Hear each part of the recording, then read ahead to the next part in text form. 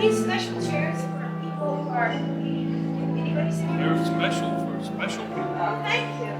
This chair where you can spread out and get into it, just rock and swing. I'm going to sit here and look higher. I can see. Hi.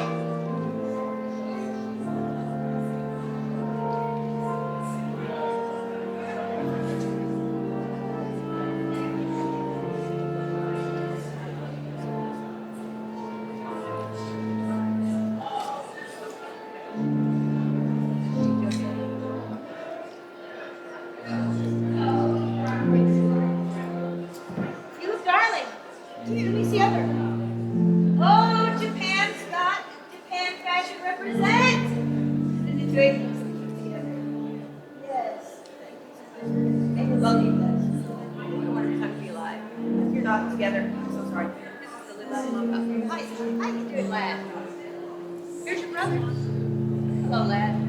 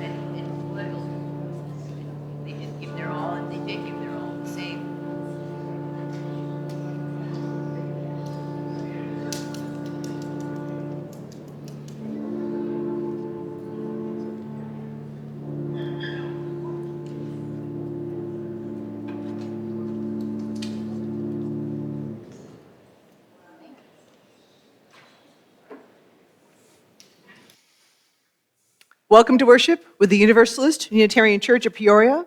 My name is the Reverend Jennifer Innis. My pronouns are she and her.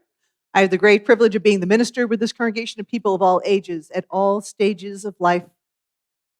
This is a beloved community striving to live into its mission of embracing freedom, loving wholeheartedly, growing in mind, body, and spirit, and adding to the wholeness and the healing of the world. We are unapologetically progressive.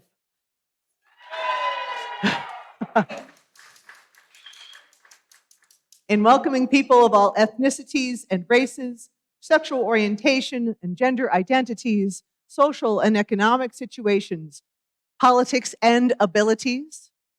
We advocate for human rights, and we strive to be good stewards of this earth. In living our mission, we recognize the network of relationships of which we are a part. This is the ancestral home of the Peoria people. They were here, and other nations were here long before the first European settlers came down the Illinois River. And so we take a moment, as we have been asked to do in worship, to recognize the Peoria people, to recognize also that they have given up their ancestral home for a new home, and that they are thriving and growing in this day. We thank you, everybody, for joining us in person and online. We recognize how powerful it is to come together, how precious it is to come into a community and say, maybe there's a place for me. Maybe there's a place for us. So thank you for joining us today. If you are new, please help us get to know you. We have name tags, we have little pronoun stickers, we love all the questions and more. And you're welcome to come and stay after service in Fellowship Hall. You're going to hear more about that in the course of this moment. I invite you to take a second to check your respective devices, head, shoulders, knees, toes, and put them in worship mode, whether buzzy or silent. Of course, medical devices often need to be on, and that is fine too. We have a few notes for today. We are adding more use of pronouns in the course of our service and in our congregational life. We have stickers for folks to wear just separately if you'd wish, or if you want to trim a little bit of a sticker and put that onto your plastic name tag, you're welcome to do so as well. I think Regina Stanley is a good point person for this effort. And the big things today, immediately following the service today, everybody is welcome to be part of the all-church photo. We have a crowd. For those who are online, we have a crowd. You should come on down. So if you would like to be part of the photo, I invite you to please remain in the sanctuary at the end of the service. Children and youth will join us. There is a plan. And I just want to offer the note that the photo is very much for our own use. This is not something we post to the website. We recognize privacy concerns. And so I would ask people to stay in the sanctuary if you want to be in the photo or just want to see all the shenanigans of making the photo happen. If that's entertainment for you, welcome to stay too. And we're going to be, in the course of things, asking people to come on up here under the direction of Scott Jackson to help make it possible. We're going to be friendly for just a few minutes after the photo, and then we'll go our separate ways and have our social space again. It's fine. All right. And let me invite Austin Locke up for a brief word about our annual campaign, part of the reason for the photo.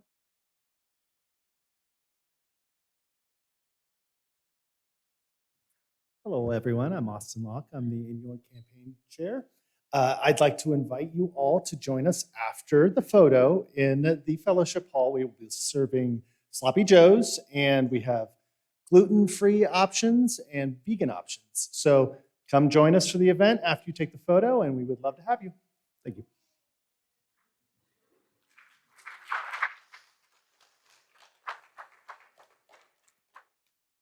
And per our wonderful lunch coordinator, Martha Herm, for the sake of expediency, making sure everybody gets fed in an efficient manner, everything you need for lunch awaits in Fellowship Hall. Tables are already going to be set with chips and coleslaw and water and homemade cookies. And all you have to do to go in is grab a plate with a sloppy joe sandwich and sit down. It's pretty simple, pretty straightforward. And coffee and lemonade and so on at the counter in the kitchen as usual. We'll repeat a little bit of this instruction right as we're finishing the photo too. All right. And also, I want to offer a note or two about next weekend. Next Sunday, April 19th, is an all-ages Earth Day service created by Jesse Laughlin. It is both moving and it's going to be a lot of fun. We have a large guest that will be joining us next week. So you need to come and see what that looks like. And so I invite you to bring your friends and neighbors. And also next Sunday afternoon, we are hosting the Affirming Faith Communities Youth Activity, which is the teen murder mystery superhero assassination. So this is open to youth in grades 5 and up. So this promises to be a good activity as well. Come and join us and have a lot of fun. Definitely bring a friend and see me. I'm the person who's hosting that afternoon. All right. And now I invite folks to rise in body or spirit for our opening hymn, number 346, Come Sing a Song with Me. It's in the gray hymnal if you'd like to have the music.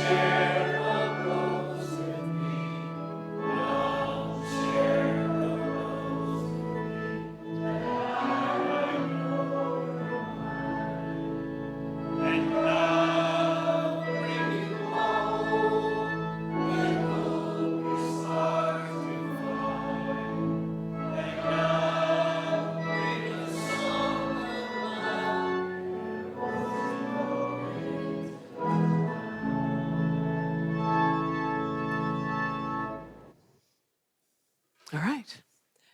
And let me invite Denise Hallstein forward for our opening words.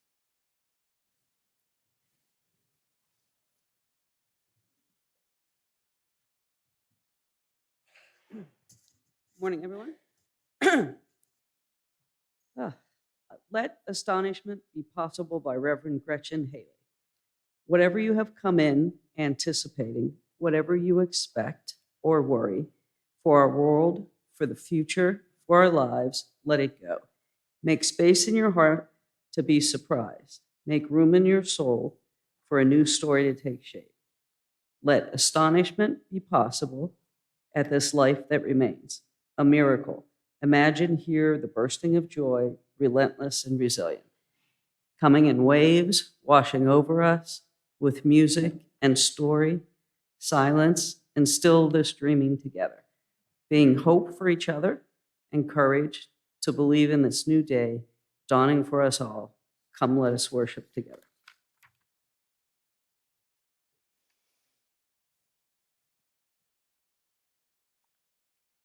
And we have our chalice lighting, Becca. Oh, I'm sorry, Regina. No, Regina. I apologize.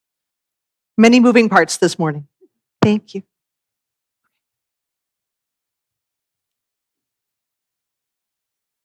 For What It Might Be by Reverend Michelle Collins. This flame burns for what might be, for hands that help us up and point to the rising sun, for hearts that whisper, "What if?" For dreams that blanket our imaginations with what might be. May our chalice shine light for our work of becoming.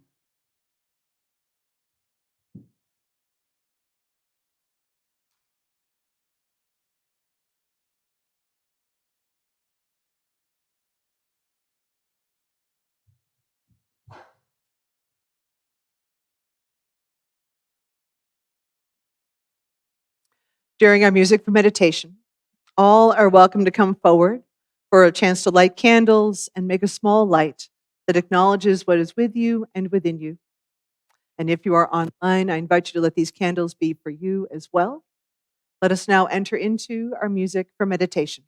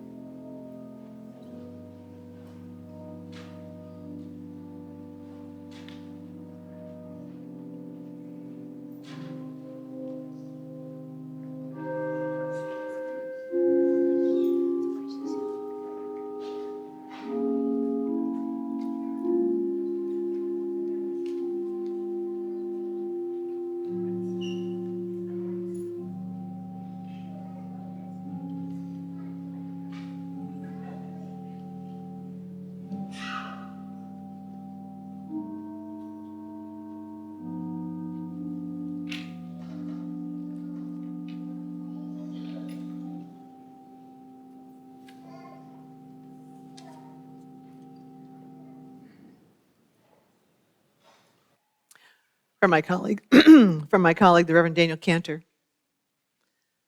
To love life is to notice the wonders that abound, and to notice the wonders that abound is to be grounded here and now. And to be grounded here and now is the beginning of finding love for this life today. Let us ground ourselves in this instant in the worship of all things good and right. This is the time for the sharing of joys and sorrows in the congregation. So we begin with a joy. We offer our congratulations to the Spellman family. They are expecting a little girl in November.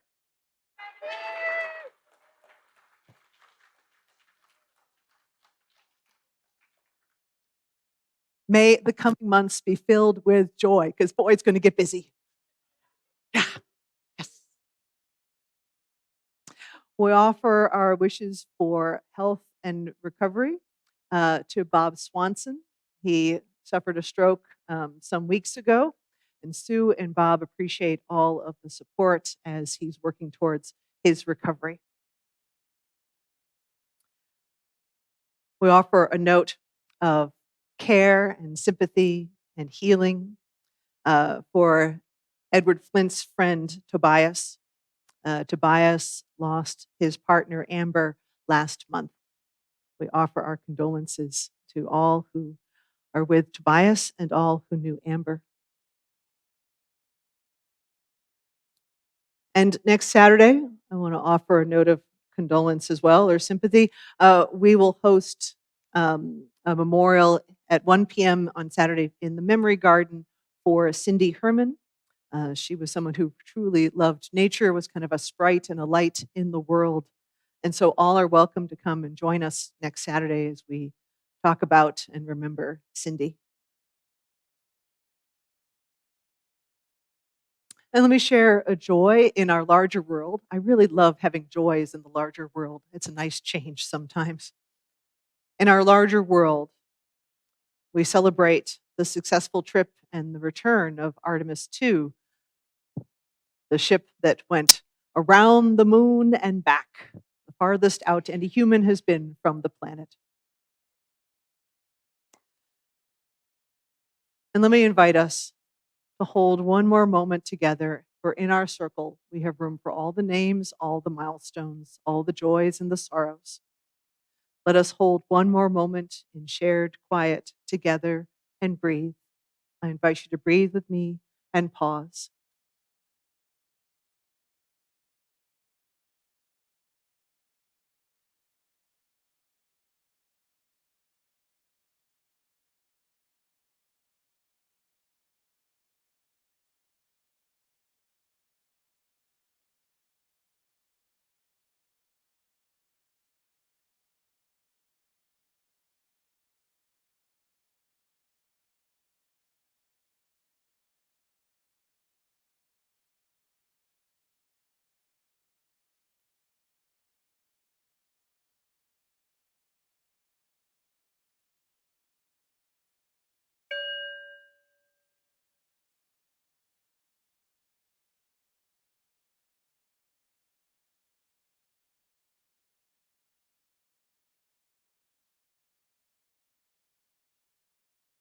Shalom, salam, amen, and blessed be.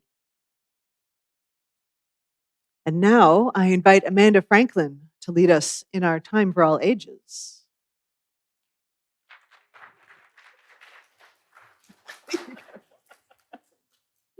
Good morning. Hi, I'm Amanda Franklin. I use she, her pronouns. As Austin mentioned earlier today, we are kicking off our annual campaign today, our annual pledge campaign. The pledge campaign is a time of year when we consider what financial gifts we might make to the church over the next year. And then together as a church, we make the budget with the resources that are generously pledged. We try to make it a fun time as we work towards our big goal. One way we add some fun is by choosing a theme. And this year, you may have already seen the theme floating around. It's living our values out loud. Sounds fun and exciting, right? But then I got to thinking, what does that even mean? Living our values out loud. Well, first we have to know what our shared values are. Is there anyone who can help me with that? Oh, there, we've got some help today. Becca, it looks like you have a sign with you. Do you know what one of our shared values are? Equity is one of our values. How would it look if we lived equity out loud? I see, that makes sense. Raising every person. Everyone, can we all say that together? Raising every person. Oh, that's awesome. Becca, can you come up here with your sign? Tim, what does your sign say? Interdependence. And what does that look like out loud? Connecting with care for the world. Can we all say that together? Connecting with care for our world. Perfect. Thank you. Tim, could you join us up here? Let's see. I like rainbow order. Yellow, justice. Liz, what does your sign say? What's your justice? And how do we live justice out loud? Fight for what is right. Can we say that together? We do a lot of that. Fight for what is right. Wonderful. And then Liz, can you come on up? Where's my green? I love green. Oh, Cindy, what does your sign say? What is your value? Generosity. And how do we live generosity out loud? Mutual aid and so much more. I agree. I'm going to say we also give of our time and treasure. Could we say that one? Give of our time and treasure. Ooh, that's one of pledging comes into mind, right? Perfect. Cindy, could you come on up front? Red, orange, yellow, green, blue, Oh, who's the blue in the back? Okay, what does your sign say? Pluralism. Pluralism. That is one of our values. How do we live pluralism out loud? Learning from one another. Can we say that one together? Learning from one another. I love it. And blue, you guys want to come on up front? And I think we might have one more color in our rainbow. Purple. Emily, what is purple? Transformation. That's one of my favorite values. Transformation. How do we live transformation out loud? Evolving every day. Oh, can we say that one together? Evolving every day. Emily, can you join my rainbow up here, please? Wow. These shared values look pretty impressive when they're all lined up like this. Let's remind ourselves of what they look like when we live them out loud. I'll call out the value, and the person holding the sign will respond, and then everyone will echo it back to them. Sound good? Okay. Show me what equity looks like. Raising every person. Show me what interdependence looks like. Connecting with care for the world. Show me what justice looks like. Fighting for what is right. Can you show me what generosity looks like? Mutual aid and so much more. How about, what does pluralism look like? Learning from one another. Show me what transformation looks like. Evolving every day. Oh, that was fun. But I feel like something might be missing. What could be missing? Love. Oh, of course, duh. How could I forget? Everything we do has love in the center. We put love in the center of all of our values, and especially when we live our values out loud. Thank you all for your help. I really appreciate it.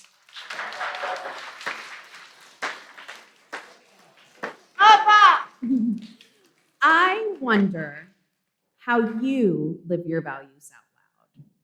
I wonder what that looks like in practice. I wonder what it sounds like. Now, I invite the children, youth, and volunteers to join me in the back for religious education, and we'll be sung out. Yes.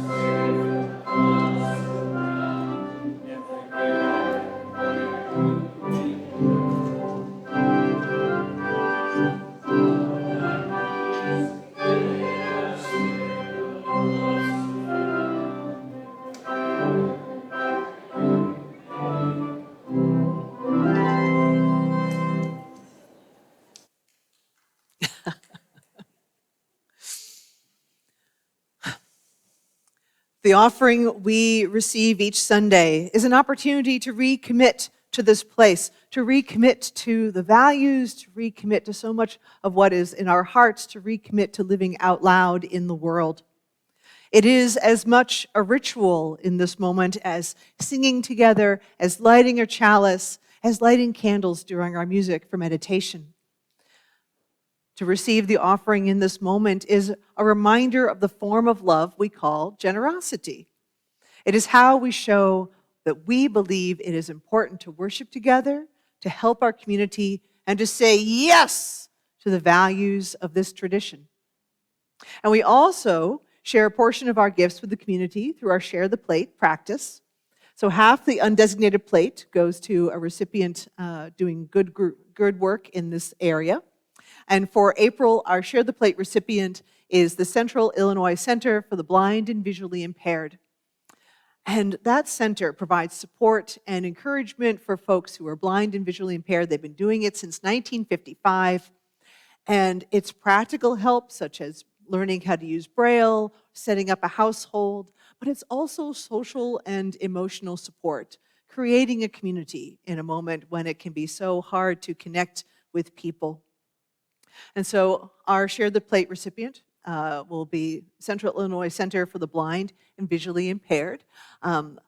If you are making a donation using the envelopes in the back of the pews, if you're using cash, please be sure to write your name and the destination of the donation. We want to make sure to give credit where credit is due. You can go to the QR code and so much more. I want to thank everybody for all of the gifts that make our congregation possible. And now I invite the ushers to please come forward.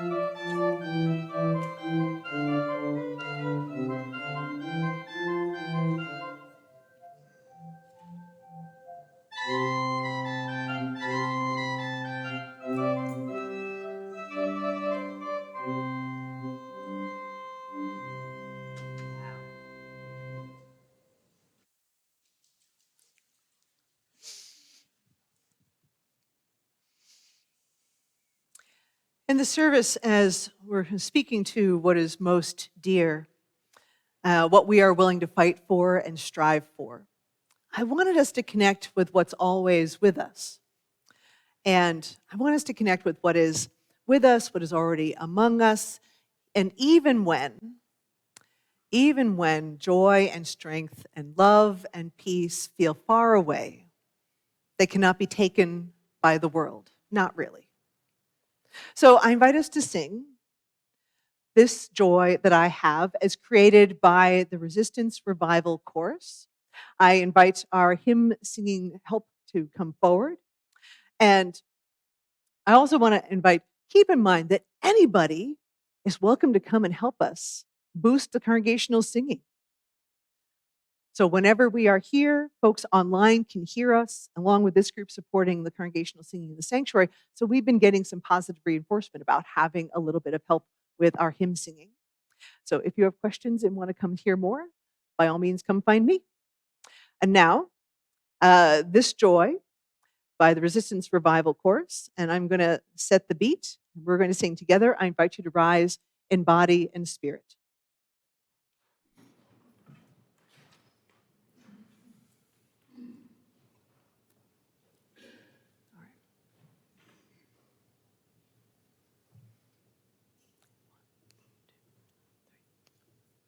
This joy that I have, the world didn't give it to me.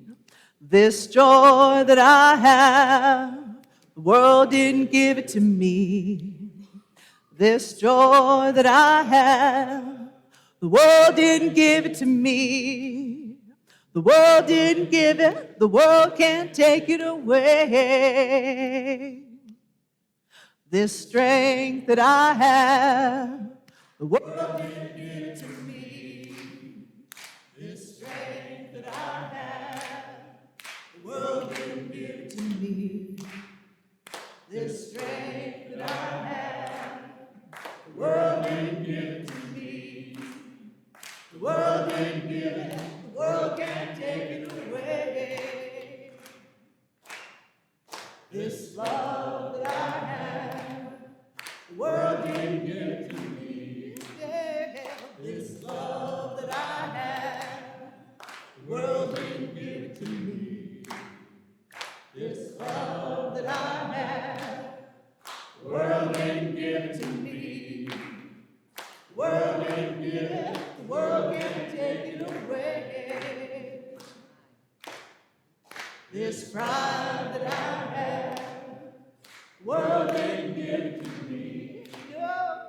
This pride that I have, the world didn't give it to me. This pride that I have, the world didn't give it to me. The world didn't give it, the world can't take it away. This peace that I have, the world didn't give it to me. No, this peace that I have, the world didn't give it to me. This peace that I have, the world didn't give it to me. The world didn't give it, the world can't take it away. And some joy. This joy that I have, the world didn't give it to me. This joy that I have, the world didn't give it to me. This joy that I have, the world didn't give it to me. The world didn't give it, the world can't take it away. The world didn't give it, the world can't take it away. Hallelujah!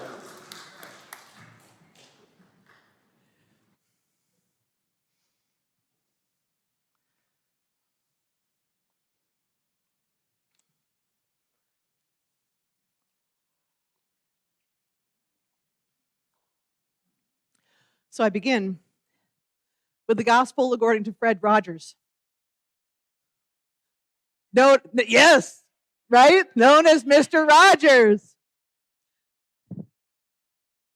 Won't you be my neighbor?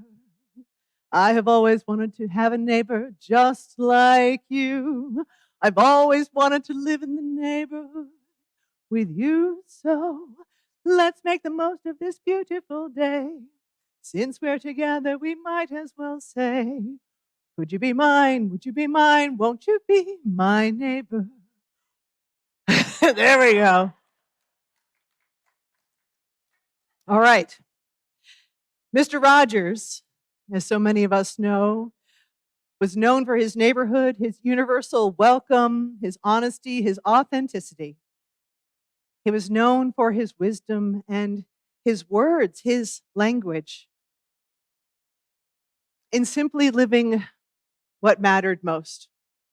Fred Rogers shook the world, opened hearts, and modeled for us a wonderful, compassionate love for over a generation. And I understand he shared this at a commencement address. He said, "In fact, from the time you were very little, you've had people who have smiled you into smiling, people who have talked you into talking, sung you into singing, and loved you into loving.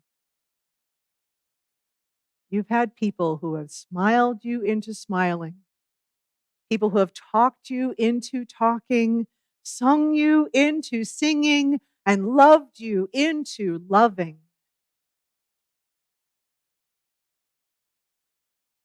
Each of us have had, in one way or another, people who have built upon what is already within each of us. For those who may use the language of God, our whole world has been this act of creation that is loved into being. Not something that's been created by a fearful or vengeful punisher, but a force of love, of companionship, of compassion. We have this powerful context of emergent life in all of its wonder and chaos and phenomenon. For those of us as human beings, we are trying to foster this experience of mutuality, of generosity, of making an expression, whether spoken or sung or modeled or simply lived. And all of it gets to come from a place of love. The Artemis II astronauts just showed us how we can do amazing work with people striving together, supporting each other. From the people in the capsule who became a crew, to the technicians making the smallest component and testing it until it was perfect, to the people who did the math, all the generations of people who did the math, including those African American women who laid the groundwork for the space program, so that the capsule today could leave orbit, swing around the far side of the moon, and return safe and sound, and so much more, and so many more people. It is an experience of humility and passion and purpose. Artemis II mission specialist Jeremy Hansen spoke about what they have been hearing from people who are commenting on what they saw in the crew during the voyage, what they saw that was something special to witness. We had people all around the world commenting. They saw the love. They saw the joy. Hansen said, "I would suggest to you that when you're looking up here, you're not looking at us. You're not looking at us. We are a mirror reflecting you. We are a mirror reflecting you. And if you like what you see, then just look a little deeper. This is you. This is you."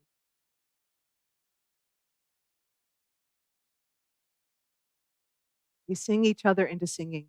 We love each other into loving. And we need this so deeply and dearly as we face the world. We have this great task as a religious community. I take a note from Walter Brueggemann, who's a Christian elder, renowned preacher. And he said, "The prophetic tasks of the church are to tell the truth in a society that lives in illusion, grieve in a society that practices denial, and express hope in a society that lives in despair. The prophetic tasks of the church are to tell the truth in a society that lives in illusion, grieve in a society that practices denial, and express hope in a society that lives in despair. This Artemis mission had been in the planning for years, and I'm so glad it happened today. I realize that one can make a strong case for the need to care for our more terrestrial problems than to shoot for the moon. And we do. Oh, but we do. And such a mission that holds collective wonder and hope can shift our perspective, feed the compassion, inspire the living out loud with respect and humility. Christina Koch talked about being a crew,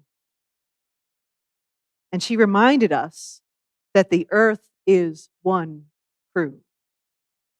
The earth is one crew. It's up to us to determine how we proceed with that reminder that we are connected and we want to see hope and love that makes a difference. Resist the hardship of our common conversation in this moment where the world is trying to be remade into a few people's image, where we're not allowed to have full feelings, to be fully human, to be agents of ourselves at all, if some folks have their choice, and to find a way through in this moment. As I said at the Easter sermon last Sunday, the worst story is not the last story.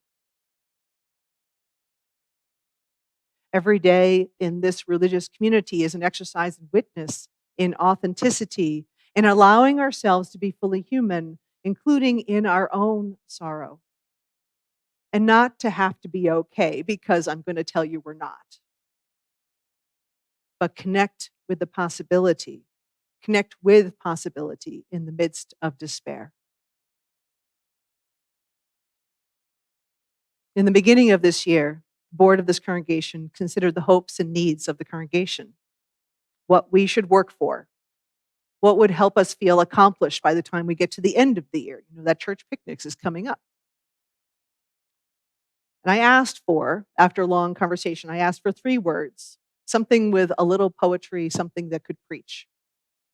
In case you're wondering, financial health and budget and cost of living just don't sing out. They don't sing. If someone could make it sing, boy, come find me. But also, not just that it's poetic, but what is the feeling behind the hopes? What resonates with this moment and in the year to come? And we arrived at 3 words: community, conscience, and commitment. And I was reminded of these when I saw the words of wisdom from Walter Brueggemann, talking about truth. Truth in the midst of illusion, grief in the midst of denial, and hope in the midst of despair. And I think those words of community and conscience and commitment aren't all that far from it. Hey, board, look at how poetic you are. Pretty good. In February, many of you joined us for a conversation with the Reverend Sharon Dittmar, our contact with our larger Unitarian Universalist Association. And that Friday evening conversation, Reverend Sharon led us through hopes and fears and some history of the church. And in the hopes, were very clear. There was hope for more strong support for children and youth education. People are here because the program is good and people want it to be even better and to have more children and youth. Yes. There's the desire for a true youth group. There's a hope for growing in how we welcome people, all people, as being gay, bisexual, transgender, queer, asexual, intersexual plus, folks who are Black, Indigenous, and people of color. We want to challenge ourselves to do better. Protestant faiths, the white Protestant faiths in particular, struggle with racial diversity. I think we can do better. We get to show up in our language, in our self-awareness, as true partners that can be trusted. Those are things that we can work for. There's also just a straight up desire for more work in justice to make a real and tangible impact with our neighbors. We want to simply be more known in the community. Now, we've gotten a lot better. We've grown so much in how and having a plan and having organization and understanding the systems of getting the word out about events here at the congregation. Last week's egg hunt that used up all the things we put together. That's a good example because those are public event. That's a public event. Our annual haunted forest. If you have not been here for our haunted forest, we turned the whole route out in the woods into a life-size haunted experience, and we have hundreds of people come through. Hundreds of people from the public come through. And in terms of our visibility and being known, we can grow. Specifically, there was a hope that we could reach for folks who maybe aren't particularly religious, maybe atheists, maybe more agnostic and more, which is always an interesting balance because this congregation occupies a fantastic space in the middle of religious and not religious. People are like, I'm not sure about organized religion. And I'm saying, we're trying to be both organized and religious. Come find us. People want to meet people, both who are like us and who are different than us. We want friends and social connections. This is part of the bedrock and the foundation of all that happens in congregational life. People sign up to do things together because they want to hang out with their friends. We can do more. And there's simply, in that conversation with Reverend Sharon, there was simply a hope for more kindness. Two of our children in that conversation expressed this. They are picking up on how cruel and ugly the world is, and they are just wanting a place where there is hope and kindness. And that place can be here. In fact, it is. We had some fears. We had some fears that there's not enough youth, that there's not enough young adults. There's some concerns about financial health. There's been a lot of rising costs. Who knows about those rising costs in our lives, right? Yeah. I was talking to the kids about the Costco gas prices the other day. We've had transitions in ministry, transitions in generations. We are in a generational shift right now. And COVID, of course, had its own impact. We're making progress, and the current economy and national concerns make it that much harder. I'll say this note. What occurred to me is how much every person's contributions have a greater impact as a result. Every person's contributions help amplify what we can do together. And because of how much I know it's costing every one of us more dearly, I so appreciate everything that is given because it is that much more valuable. It is dollars and value in our lives. So thank you. We do try as a beloved community to make room for grief, to make room for sorrow, to understand what has been lost, what has changed in the last 6 years, and how much it can take that much more effort to connect now, to be a little brave and reach out and try again. We have such a fantastic new configuration of the congregation, unlike any and any other generation before. This is the congregation that is here and now. How shall we get to know each other? We thought we'd take a photo to commemorate the moment. And we come to this not in isolation, but because of our history of this congregation. We had a chance to recognize with Reverend Sharon how much this congregation has shown up for the community establishing safer places for children, for women. There was a food pantry during the Great Depression, and much more. And then we were talking about now. What's now? We get to be reinvigorating the Social Impact Committee and do the kind of both immediate work and the long-term effort to make our lives and our world more just and sustainable. We are becoming more welcoming along with all of Peoria. Did you catch that front page article in the Chicago Tribune last Sunday? Peoria was named for being more welcoming.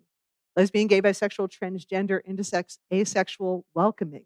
We have people who are coming to us because they want a better and safer place to live for themselves and for their children. And it's not only the affirming faith communities that are making this effort, but it's leaders in many places, and we are part of that conversation. And so we take all of these notes that we were talking about with Reverend Sharon and as plans for the future. By all means, let us enrich our connections for all ages. Keep speaking the truth in love as we care for the congregation and show up in the larger world. Keep pushing ourselves to do better in racial justice, in being visible and known, but also simply in being a deeper and more authentic people. In no small way did this whole conversation inspire our theme for the annual campaign, Living Our Values Out Loud. This is to be done with each other, that we sing each other into singing, that we grieve into grieving, that we love into loving. It is to be done with each other for our children and youth, for every generation to find a place and a people here. For all the theologies that show up on any given moment, the religious but not too religious, the faithful and the faith forward. We get to do this wonderful work together. And we do so with a deep love at the center of all things. I close with words from my colleague, Reverend Danya Edwards, revolutionary love. And she says, I wouldn't be here if it weren't for my faith. My faith that our collective love united can drown out the evils of empire and hate and greed. Together, we create a love energy more powerful than any force of oppression. Because when two or more people are gathered side by side, arm in arm, shoulder to shoulder, the force of love ignites liberation. Revolutionary love calls us to know ourselves deeply, see God in the stranger, find beauty in the imperfect. Revolutionary love calls us to find the divine in dirt, the holy in the heartache, and the sacred in the scars. Revolutionary love calls us out and then back in. Love calls us to be better, to do better. Revolutionary love calls us to heal and hold each other because none of us would be here if it weren't for our faith in each other. None of us would be here if it weren't for our faith in each other and our presence in being part of the great interdependent web of existence that holds us in all moments. Let us go forth and live and love out loud. Amen.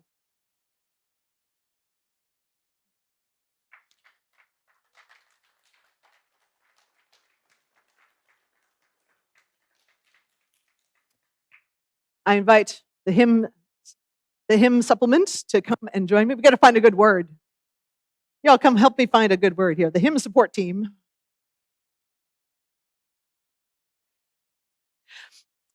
And I want you to rise in body or spirit. This is a song that we've sung a couple of times. We're getting to know it a little bit. So just kind of go and sing and listen, and we will work on this together.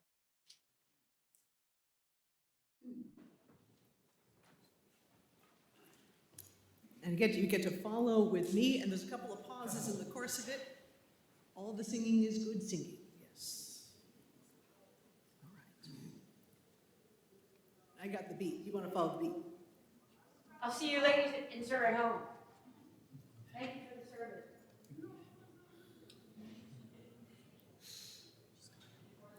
We shall be known by the company we keep, by the ones who circle round to tend these fires. We shall be known by the ones who sow and reap the seeds of change alive from deep within the earth. It is time now. It is time now that we thrive. It is time we lead ourselves into the well. It is time now, and what a time to be alive. In this great turning we shall learn to lead in love. In this great turning we shall learn to lead in love. We shall be known by the company we keep, by the ones who circle round to tend these fires. We shall be known by the ones who sow and reap the seeds of change alive from deep within the earth. It is time now. It is time now that we thrive. It is time we lead ourselves into the well. It is time now, and what a time to be alive. In this great turning we shall learn to lead in love. In this great turning we shall learn to lead in love. Thank you. And let me invite Edward forward for our extinguishing the chalice.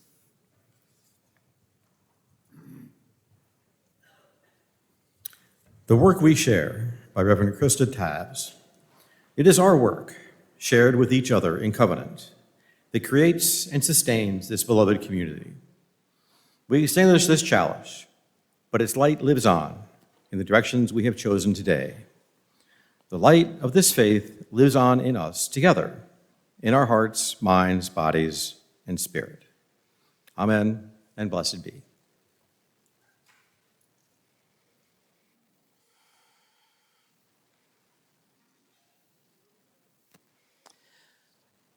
And as I offer the benediction, I have a note. If you're here for the photo, then stay for the photo. The children are out waiting to come on in. We'll have instructions in a minute. And now from the Reverend Bill Singford. Spirit of life and love, dear God of all nations, there is so much work to do. We have only begun to imagine justice and mercy. Help us hold fast to our vision of what can be. May we see the hope in our history, find the courage and the voice to work for that constant rebirth of freedom and justice. That is our dream. Our worship is ended. Let our service and our photo begin. Sherry.